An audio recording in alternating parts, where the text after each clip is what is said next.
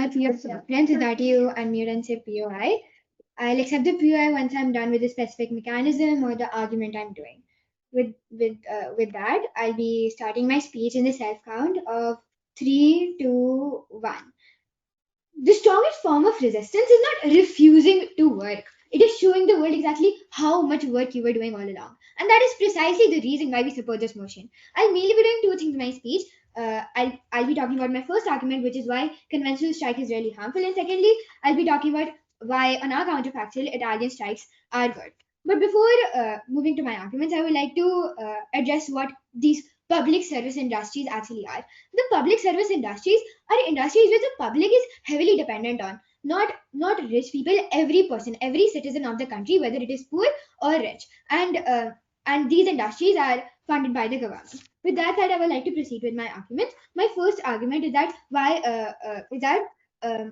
is conventional strike really harmful, and I have three mechanisms to prove this. A, you're portrayed as the enemy. Let us understand what these conventional strikes actually look like. They look like A, roads getting blocked, so there is you need to use a different mode of transport. B, the work is not getting done, and this is exclusively happening on their side, as people working are like, because on our side people are working the required amount and they are not busy protesting on roads, but this doesn't happen on their side, as like obviously people are doing conventional protests and all. But then see, this also looks like schools closing and businesses suffering a lot.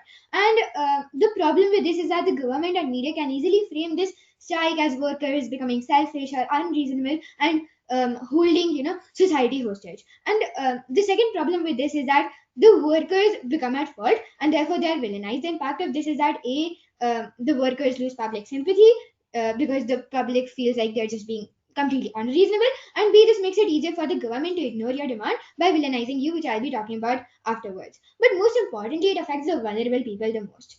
Well, it affects vulnerable people the most, those who are very poor and who need a lot of transport, and especially the public one. They need public hospitals, and all this convention is done by public service, right? People who run hospitals, who are doctors, nurses, are all public sector industries. But then B, the government have an incentive not to reward these strikes, which the DPM will talk about later. But then and then C, lastly, even if the government gives you the right after conventional strike, it sets a bad precedent that you need to stop working, and then the government will listen. And since other people will follow this, the government wouldn't even want that at all. So it will so the government will actually not listen to you even if you do these strikes, right? Having covered with my first argument, moving on to my second argument, why on our counterfactual Italian strikes are good. Mainly two reasons: because A, they don't cause inconvenience to ordinary people. I'm sorry, wait a minute. Because in Italian strikes, firstly, the workers still show up. B, they still perform their duties and still go to work, and thirdly, they simply refuse to do beyond what is actually formally required and follow all rules precisely. And therefore, on our side, service still exists. Yes, I would like to accept that POI. Uh, Speaker, you had mentioned in a speech that conventional strike sets a bad image in front of the government. However, we all are aware about the protest about CA and CA and RC Yeah, and yeah, right, right, right. the protest that happened Yeah, in I Punjab. So got how it. would you justify? I got your POI. Okay. So basically, I was talking about how even if the government gives you a right after your I mean, like, even if you do a protest, the government is less likely to give you a right because it sets a bad precedent, and other companies just stop. They also do these protests, and therefore this stops the public sector completely, right? And therefore the government wouldn't want that, and it would want the services to continue. But moving on, B, workers don't get portrayed as selfish, as I talked about, as flagged by me previously, because on their counterfactual, the workers like just stop working entirely, and this impacts people directly as they see their closed services, delays, and a lot of disruption. And people oftentimes think that why should I suffer because of your dispute, right? And therefore the purpose shifts away from whether workers' demands are fair to whether the workers are just getting unreasonable and selfish. Meanwhile, on our counterfactual, this doesn't really happen much, as the workers still come to do work, they still serve the public, but they just refuse to do extra labor work which they're not even paid for. And due to these reasons and many others, I'm proud to propose. Thank you.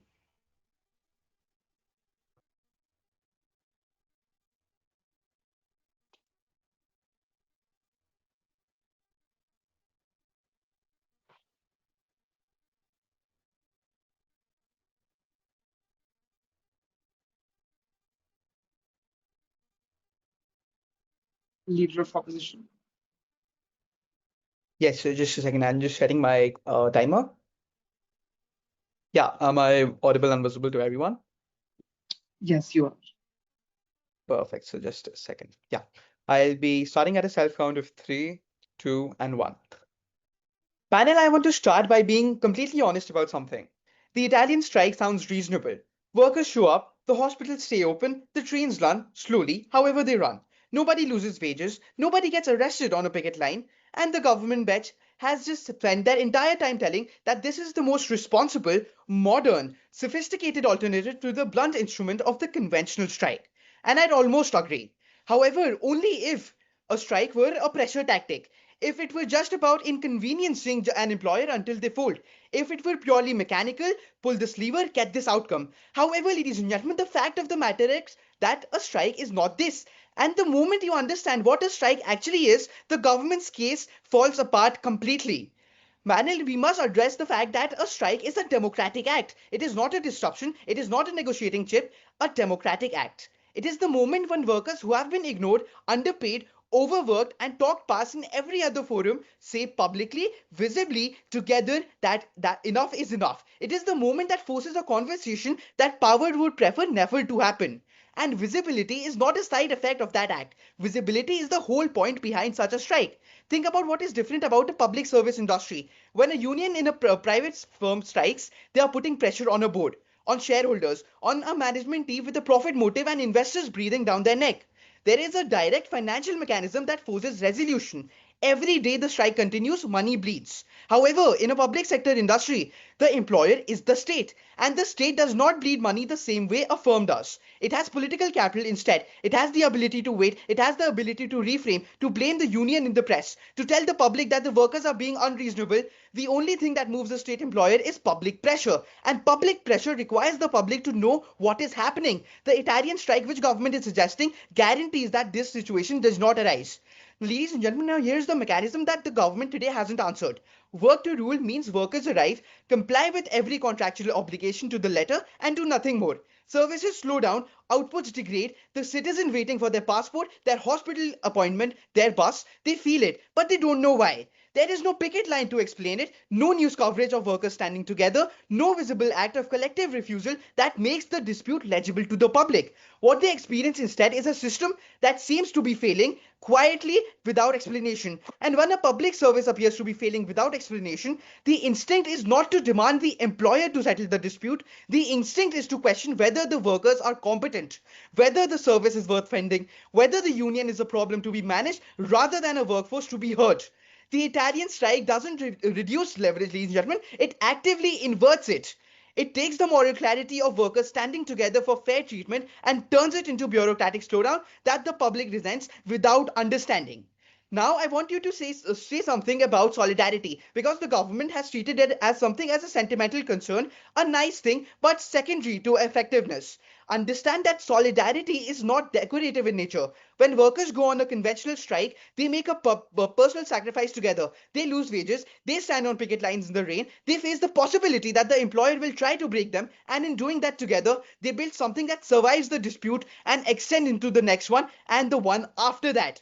They built the collective identity that makes a union more than a bureaucratic formality. The Italian strikes, on the other hand, which government again has suggested, asks for something which is completely different. It asks workers to be strategically and cooperative in their individual interactions in isolation in ways that are deliberately deniable.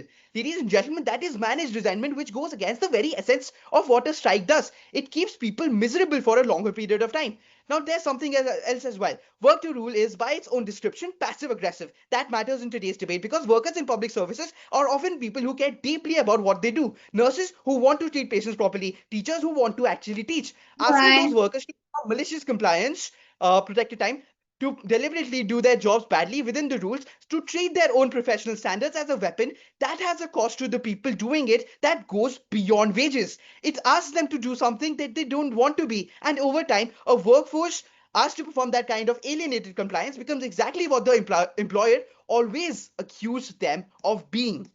Now, ladies and gentlemen, understand the government today has presented you with a choice between two tactics. I want to tell you it's a choice between two versions of workers in public services are. In the government's vision, they are quiet, compliant, technically within contract operators of a bureaucratic system, their dissatisfaction is managed through mechanisms designed to be invisible. In ours, ladies and gentlemen, they are citizens with democratic standing, people whose labor builds the services that everyone in this room depends on, people who, when they have been failed by every other process, have the right to stand together, be seen, make their claim, and force the conversation with power that power would prefer to avoid instead of handling it. Ladies and gentlemen, one of those visions produces better wages and working conditions eventually, that through invisible attrition. The other, which we propose, is a labor movement, and we firmly believe that public sector workers, the ones who sacrifice most for our country, deserve the second one. With that, I'd like to end my speech. Very proud to oppose. Thank you. 30 I thank seconds. the speaker for that very fine speech, inviting Deputy Do I have Prime. 30 seconds now? No, the time is over. No one's asking Perfect. for Thank you. 30 Thank you. seconds. I 30. Okay. Okay.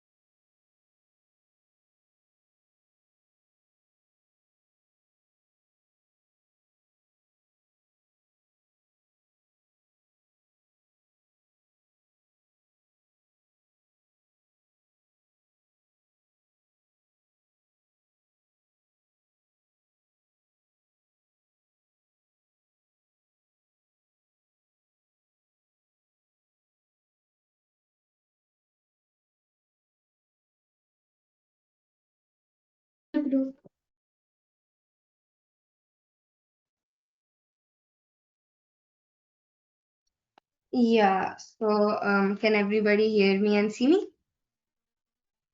Yes, you're on. Okay.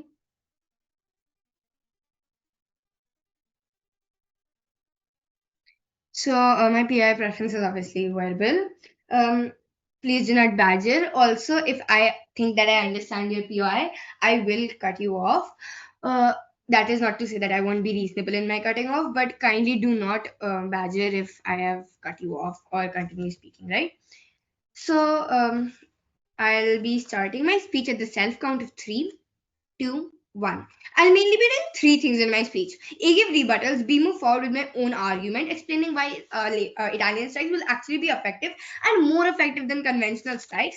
And thirdly, explaining why we actually back this debate. Firstly, with the rebuttals, the major claim from their side is twofold. The first thing they tell us is that there's going to be visibility on their side. A couple of problems I have with this. A, visibility is not guaranteed to be good. Okay, visibility can be bad. If media villainizes you or portrays you as bad, then it's still visibility. Conventional labor strikes do get visibility, but since governments can always blame that the workers are not genuine, the workers are not doing good work, this visibility is bad, and it makes the people feel that you are doing something wrong. It reduces public sympathy, which actually goes counterintuitively against their own point, which means that visibility isn't quite the asset they think it is. But secondly, the Elo told us, and I quote, governments have the ability to wait. And yes, we agree that they have the ability to wait. But the problem is that conventional strikes are short term, right? Because for a long term, you can't sustain them. Though many people won't be willing to give up their wages. If you're going to give up your wages for conventional strikes, then it's obvious that they won't be long term, they'll be short term. And if the government has the ability to wait, as the opposition has conceded, then obviously it's going to be able to outstay the crisis, and it's going to be better on their side. For the government on the it's going to be harder for governments actually to make change on their side. But thirdly, with social media, things actually do spread really fast. It's not going to be that simply because people are working their own hours, it doesn't mean that people won't actually explain what problems they're facing. So they're going to face problems, but they're going to show that, see, we work only as much as we are supposed to work, and and that is Right. why you're actually getting these problems. They're going to say that even Why? if because we are working, even then things aren't working out, and that's because the system is flawed. That's because we are not getting paid enough, because we are expected to do too much. The second thing they tell us is that there's no pressure on our side to actually, for the government to actually make any changes. But my argument will actually directly explain why that's true. Before I move on the POI, please. Your second Yeah, argument thank you so spoke much. about how Uh, your Just second right. one. argument So, spoke about how Whoever is from the your second closing, if anyone. Yeah. yeah, I'm closing. Your second argument spoke about how public sectors, etc., will still be functioning. If they're still functioning, what incentive does the government have to meet the Got it. workers' They are demands? still functioning, but it doesn't mean that they're functioning as good as they possibly could. I understand that there are levels. It's not 0 or 1. It means that while public sectors might be technically functioning, they might not be functioning as much as they best could be. It means that there might still be delays. So it means that governments will still have an incentive because people will also sympathize with your side. Right. Moving on, I'll actually explain to you why Italian strikes are likely to be more effective. Now, what happens in conventional strikes? Well, in Italian strikes, uh, people understand that their services are unstable because workers are expected to do too much. They understand that when workers actually abide by the laws and don't do any more than what's asked for them, the system kind of gets far more unstable, and so people sympathize with these workers who are supposed to do too much work. Therefore, Italian strikes are more effective for 5 reasons. A, government doesn't But really want to give you a right no more in conventional strikes. Why is this true? Because if a government gives you right after conventional strikes, it sends a precedent to people. It shows people that only if you're going to actually stop working, only if you're going to protest, then only you're going to get any rights. This means that people get the idea that the government will only listen to you if you scream, because the government doesn't care about you, which is bad for the government. On the other hand, if you do Italian strikes, then government will want to help because it makes the government look good, and therefore they're far more likely to listen to the Italian strike, right? But secondly, it's really easy to actually ignore conventional strikes. This is because what does the government want at the end of the day? It wants vote. So the government will actually change not if you're going to protest, but if you have the people on your side. If you're going to do conventional protest, do you really think the people will come on your side? If you every day people see that hospitals are getting held up because there are no doctors, if they see that their roads are being blocked, do you think people will sympathize with you, or they'll care about their own suffering more? Obviously, they won't sympathize with you. But in an Italian strike, you get public sympathy because people understand that you're doing what you're supposed to do, and even then you're facing so many problems, and therefore it's harder to ignore you in an Italian strike. But thirdly, the government can't hide behind the workers are bad, or the workers aren't working properly, because they're already abiding by all these instructions. D, it's very easy for public to participate in in an Italian strike. Understand that in a conventional strikes it's difficult uh, because people are scared to join, because they're firstly scared of any legal action being taken against them, and they're scared of having no wages, and so the bar to entry is pretty high, and so people don't want to do this. But and therefore it's more likely that more people will join you on our side in Italian strikes, which is good because more people means more change in the government. And lastly, obviously workers get paid more, therefore it will be sustainable over a long term. It doesn't need to end in 1 month, 1 week. It can end in a long amount of time. Right. So at the end of this, and because of all these reasons, proud to propose. Fine. I thank the speaker for the very fine speech, inviting Deputy Leader of Opposition. Right. I'll just take 30 seconds to review my notes. That's all right. Yep, yep.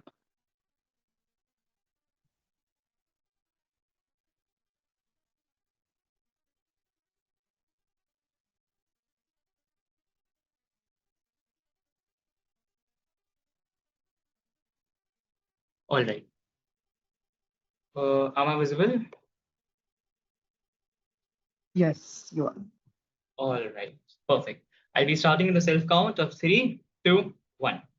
Chronic, visible, and no endpoints. Members of the House, these are the three major problems in proposition's case this evening. I'll be presenting my case in the following structure. Rebuttals, deepening the LO's case, providing the extension argument, short-term and long-term benefits, world-A-world B comparison, and the ultimate conclusion. Moving forward to rebuttals. On the public being affected, this was stated by Syed proposition. Now, the proposition tells you the public is affected by conventional strikes, as though that single observation ends the debate. But the public is affected by Italian strikes too. Slow ambulances, longer hospital waits, degraded transport. The difference is simply that the harm is spread thin and made invisible. And when invisible harm is not the same as no harm. When disruption is sharp, visible, and concentrated, the public demands a resolution immediately. More importantly, visible disruption to the public is not a side effect of conventional strikes, it is the mechanism. That is how the pressure works. A 10-day walkout that produces a settlement and restores a fully staffed, motivated workforce is definitely better for the public than 8 months of degraded service that ends in absolutely nothing. The proposition is shielding the public from a short, sharp shock while condemning them to a long, slow deterioration and dressing that up as compassion.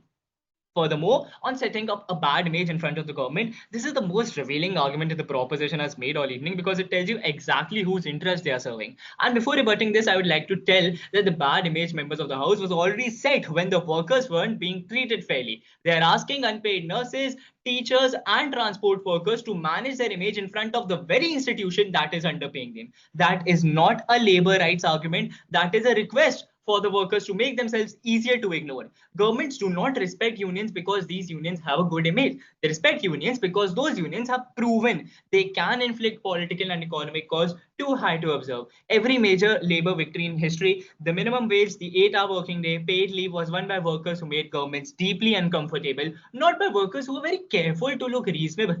Now, a big problem to focus on is that the people do not know. This is a very major problem, members of the House. The people do not know that Italian strikes are occurring because, as the proposition stated, they aren't visible enough. Now, I'll be delving into my LO's arguments. Solidarity is not just workers agreeing with each other, members of the House. It is forced through shared cost. When workers collectively forego pay in a conventional strike, that shared sacrifice is solidarity. It signals to the employer, the public, and to each other that the workforce is unified enough to bear real cost together. In an Italian strike, workers keep earning full pay, meaning there's no shared sacrifice to build solidarity around. Paradoxically, the softer tactic that proposition claims protect workers may actually weaken the internal cohesion that gives unions their leverage in the first place, which, by the way, is our topic for today. Now, moving forward, leverage. Leverage comes from clarity of cost to the employer. Italian strikes obscure this. For a union to have leverage, the employer needs to clearly perceive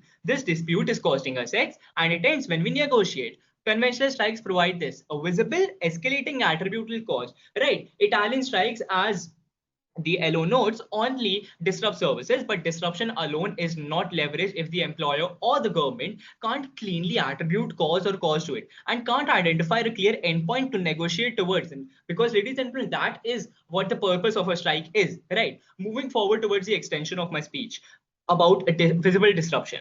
Now, visible disruption to the public is not a mere side effect of conventional strikes. It is, as I stated, a mechanism. When services stop and the public feels it sharply, they also demand the resolution immediately. Now, I'll be presenting the short-term and the long-term benefits.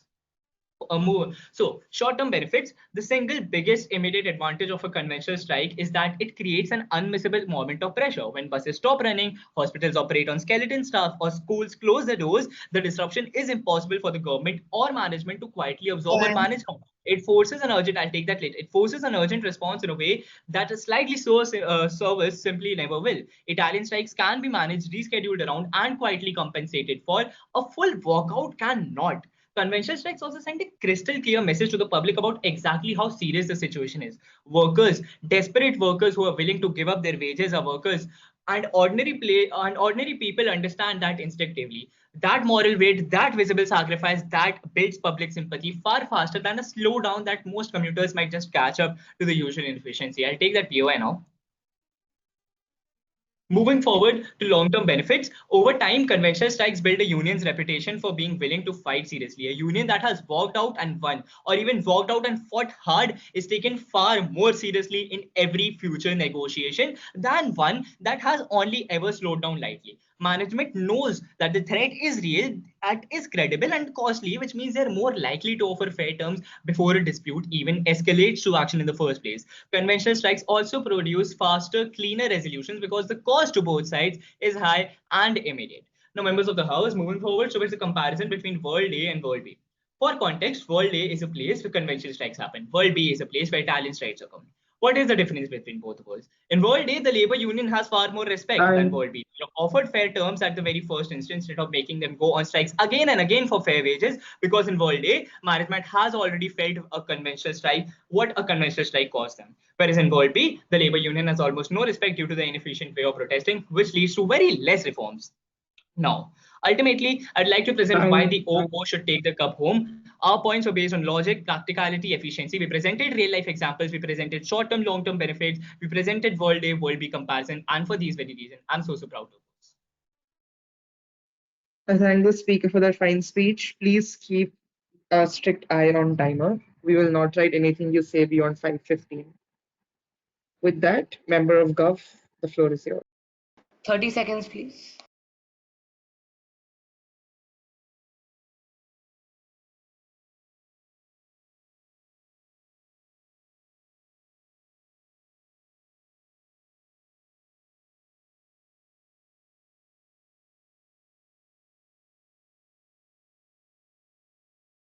All right, I'll be starting my speech 1 minute.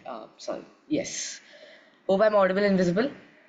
I'll be Yes, starting you are. my speech on the reverse count of three, two, one. Greetings out large. The deputy leader of opposition spends almost an entire speech telling us that a good strike is one that hurts enough people, creates enough suffering, and forces enough disruption that government's finally willing to listen. We think that this misunderstands what workers are trying to prove. The question in this debate is not whether workers are trying to, or whether workers are angry. Everyone already knows that. It's whether the institution they work at, if it's fundamentally dependent on labor it never properly paid for. Opening government proof Italian strikes are more legitimate. We prove they're more revealing. Opposition wants visibility of protest. We want visibility of dependence. So, a quick rebuttal. They say that visible disruption is leverage. This assumes that the public noticing a dispute automatically translates into concessions. That mechanism is incredibly uncertain. The public may disagree, governments may wait, and media may reframe. Visibility is merely attention. Attention is not leverage. Leverage exists when an employer becomes unable to operate normally without addressing worker demands. Second rebuttal, shared sacrifice builds solidarity, concede part of it. Sure, sacrifice can build solidarity, but it's not the PY. purpose of a strike. The purpose of a strike is to improve worker conditions. If worker conditions can achieve the same or greater thing bargaining power without forcing the most financially vulnerable workers to suffer first, that's not a side of our model, it's a strength. I'll take that later.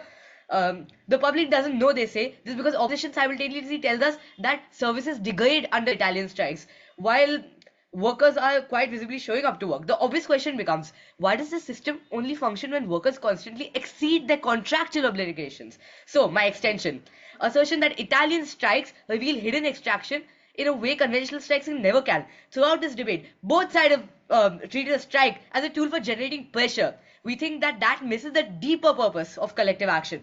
Public institutions rarely operate according to the contracts they write. Hospital functions because nurses stay beyond their shifts. School functions because teachers perform work outside formal hours. Public transport functions because people, workers, constantly solve problems that management never formally planned for or accounted for. PY. Over time, employers stop treating this as extra labor later, as a contribution, and starting treating it as an entitlement. Conventional strikes protect this illusion because all labor disappears at once. The employer learns that works matter, but never learns precisely whether the institution depends on them. Italian strikes create a controlled environment.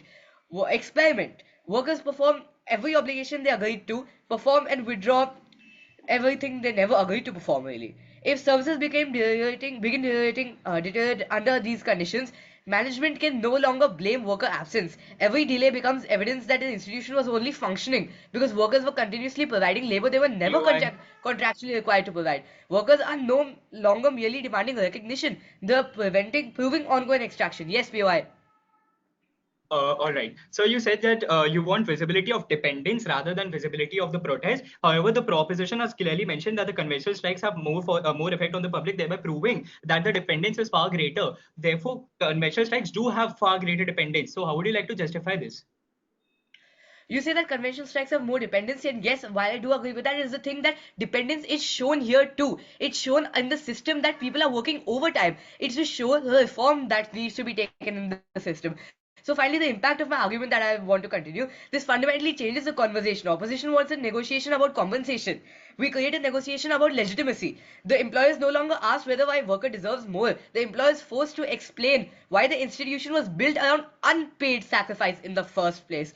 And the second layer, the Italian strikes change what public learns from labor disputes. Opposition repeatedly tells us that visibility matters. We agree. The disagreement is about what should become visible. Under conventional strike, the public learns that workers can withdraw labor. They already know that. Under an Italian strike, the public learns something far more important. The institution itself is incapable of functioning according to its own rules. Workers follow every procedure, every single protocol, every PY. contractual obligation, and still services just deteriorate. No, thank you. It's protected time. The evaluation faces more scrutiny not onto worker behavior but onto institutional design. So citizens begin asking why schools, hospitals, or transport systems only function when employees routinely provide labor beyond what they were hired to provide. The focus therefore shifts from whether workers are disruptive to whether management is normalized exploitation. The impact, opposition wants visibility of resistance, we create visibility of PY. dependence. Is a far more dangerous thing for employees to depend. It's protected time. So, opposition's entire model requires worker to prove how much they're willing to suffer. Our model proves how much the institution depends on them. They want workers to demonstrate desperation. We want workers to demonstrate desperation. demonstrate indispensability.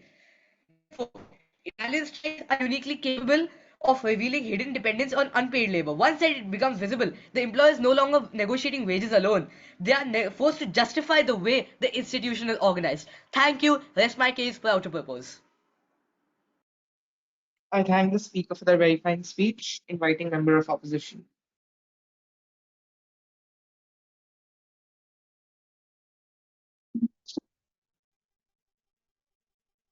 Am I visible and audible? Yes, you are. Okay. I'll just take a second to set my down.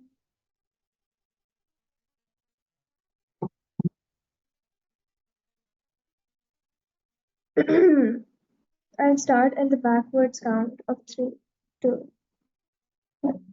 I think opening government fundamentally misunderstands how the public responds to labor disputes. Their entire argument assumes that inconvenience automatically translates into villainizing these workers. In reality, when essential services are disrupted, people actively seek explanations for why that disruption is occurring. Parents want to know why schools are closed. Commuters want to know why trains are not learning. Moreover, these public sector workers, such as teachers and nurses, are generally trusted professionals, right? Meaning people often assume that there must be a serious reason before they undertake such drastic action.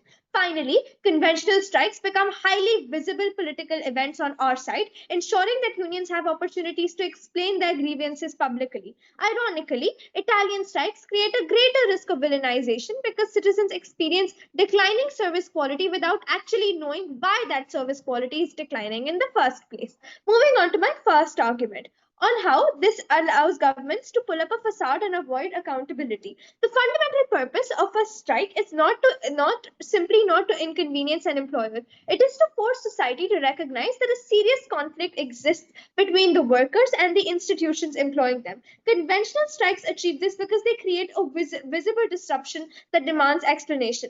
There are three problems on your side, right? Firstly, UI. governments need time to adapt rather than being forced to concede. So, when a conventional strike occurs, disruption is immediate and politically costly. Ministers face media scrutiny, they face public pressure, urgent demands for solutions. Italian strikes, by contrast, create gradual inefficiencies that governments can absorb over time. They can adjust to them, they can redistribute their workloads, delay their deadlines, temporarily reallocate resources, or simply just wait for the public attention to fade. It is very easy to deviate, so the urgency and the gravity of the situation just disappears. But secondly, understand that this reduces the visibility, right? The average citizen may notice that services are slower, but they do not understand why. Understand that on your side you said that roads get blocked, etc., but without public debate there is little pressure on governments to address underlying problems. Workers are villainized more in your world because under Italian strike citizens experience declining service quality without necessarily understanding why. This actually makes it easier to blame workers because the cause of disruption is unclear. People may initially be frustrated when trains stop or schools stop running, but that frustration often leads them to ask what actually led to this happening in the first place. So, the greater the disruption, the harder it becomes for governments to dismiss the dispute as insignificant. But thirdly, I think that its responsibility becomes UI. blurred, right? Governments can just frame the issue as another worker laziness or lack of professionalism issue, right? But fourthly, one of the most troubling aspects of this is that workers are still expected to continue performing their jobs even while they are protesting the condition under which those jobs are performed. A strike is meant to be a withdrawal of this labor, a clear statement that workers can no longer tolerate any burdens that are placed on them. However, Italian strikes just deny workers that opportunity. Employees remain physically present, they continue interacting with the public, and they continue shouldering many of the responsibilities that led to the dispute happening in the first place. The message sent is that workers are never truly entitled to stop. Even when they engage in industrial action, society continues expecting them to maintain these services, right? Over time, this normalizes the idea that worker rights to protest are secondary to society's expectations that they keep working regardless of the conditions they face. As a result, governments face less pressure to solve the underlying cause POI. of labor disputes. We think this matters because governments rarely solve problems simply because those problems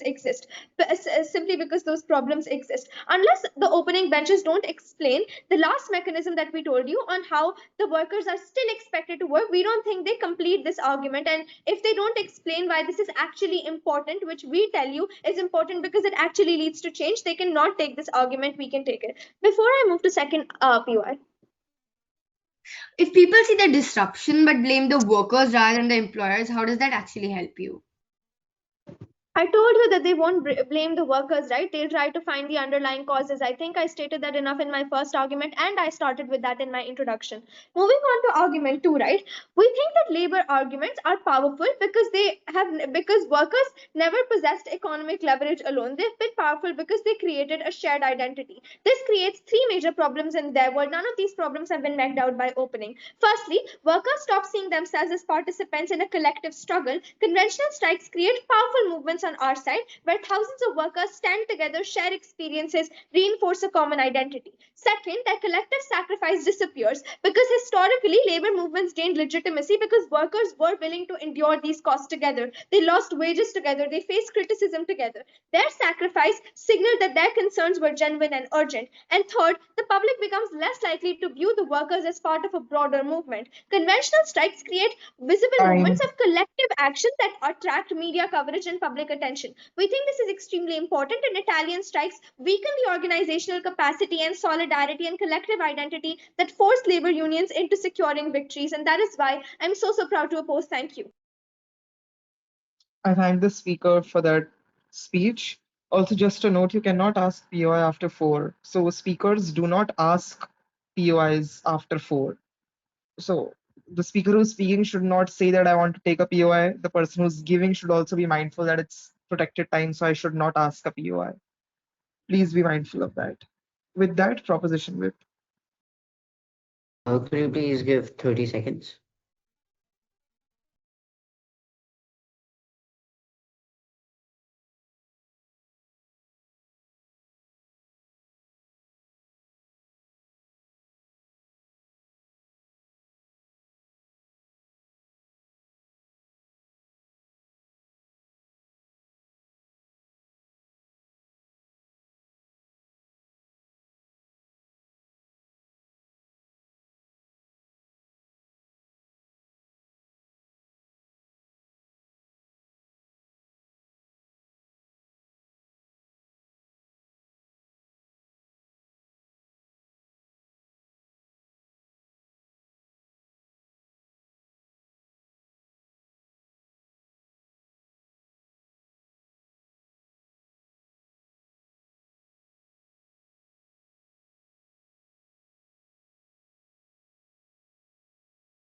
Am I clearly audible? Uh, Yes, you are. my name is Arush Agarwal, and today I am the government whip. So I'll start my speech in the reverse count of three, two, one. Honorable Judge, as closing government, let us be clear about what this debate is actually about. No one disputes that workers deserve fair treatment, fair play, and effective ways to advocate for their interests. The question is, what form of industrial action best balance workers' ability to exert pressure with their responsibility to the public they serve? And throughout this debate, government has shown that Italian strikes achieve exactly that balance.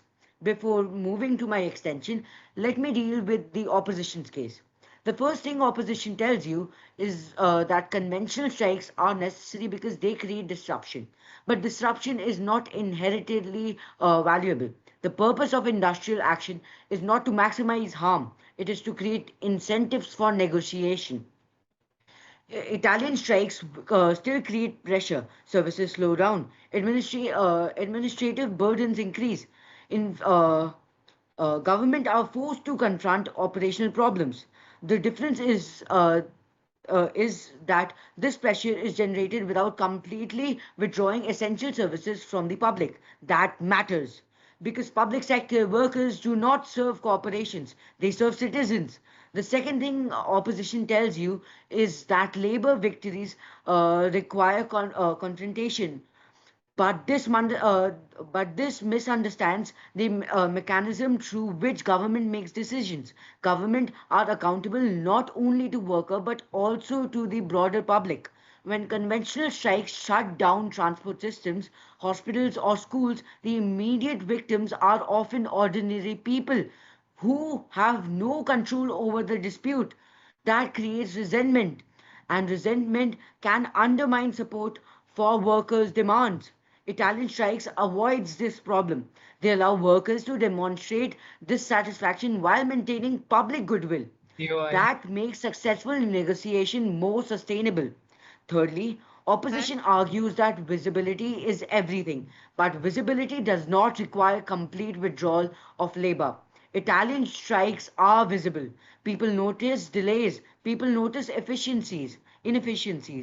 People notice that workers are protesting. The difference is that the public experiences the dispute without being abandoned by essential services.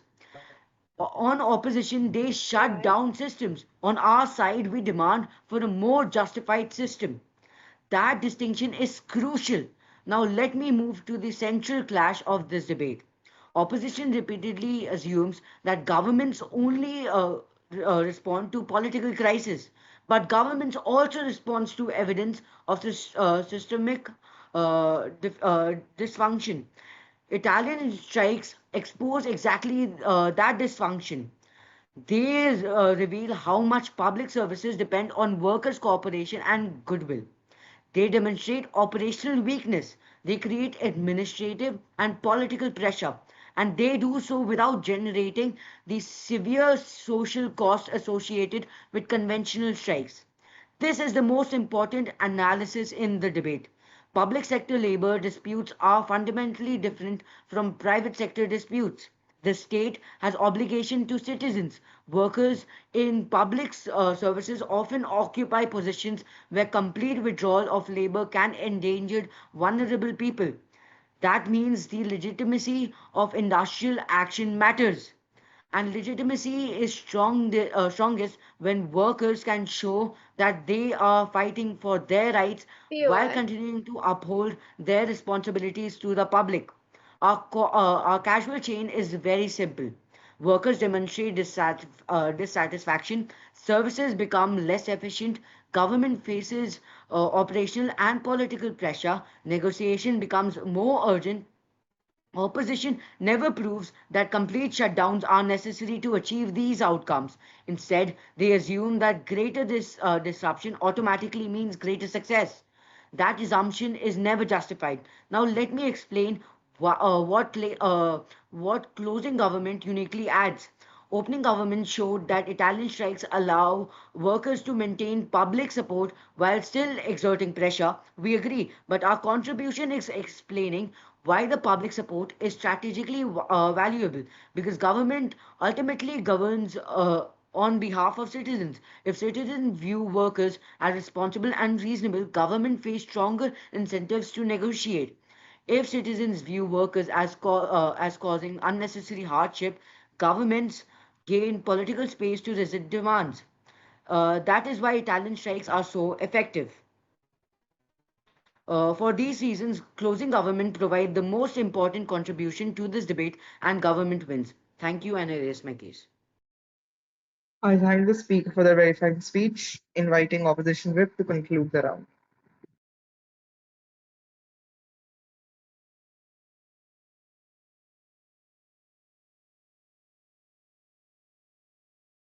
Before I start my speech, I'm just encouraging you. Wait.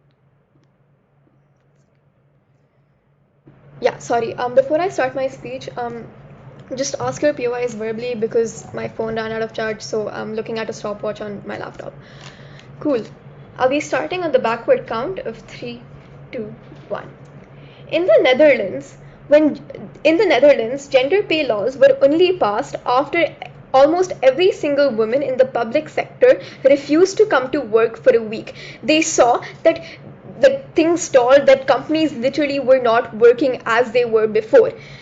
we don't think the same gender pay laws would have been passed if a woman came and did whatever she had to do, like that was stated in her contract, right? We think this is the fundamental issue that government doesn't understand. They don't understand the amount of disruption even a week's like not coming to work can cause, right? Few things in my speech. Firstly, I will weigh over all the like benches in this debate, and then lastly prove why we take this debate overall. Let's take down CG really quickly. We don't hear any like unique arguments from CG, but let's take them down either way. They come here and they talk about visibility of less quality of like the public infrastructure, right? Sure there's visibility, but the government doesn't have any incentive to improve because there's no immediate pressure, right? Sure, you see that an ambulance is delayed, but nobody really cares because you're still getting the ambulance anyway, right? We think the same visibility can take place with conventional strikes, right? For two reasons. One, because we think that like you have huge amounts of workers who just stop coming to work one fine day, which means it disrupts the system, right?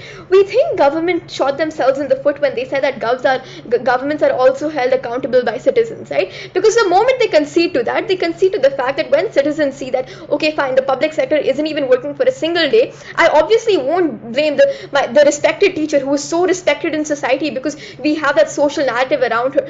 Pan, you must understand that we have some sort of like social narrative around public sector workers, right? You know that they are respected because they work in the public sector, which means nobody really like villainizes them, right? But then we also tell you then the government will be held accountable because people understand that hey, something is going wrong. They understand media, the union gets more traction, there's media there are media narratives, therefore the government is held accountable by the citizens simply because we create pressure, right?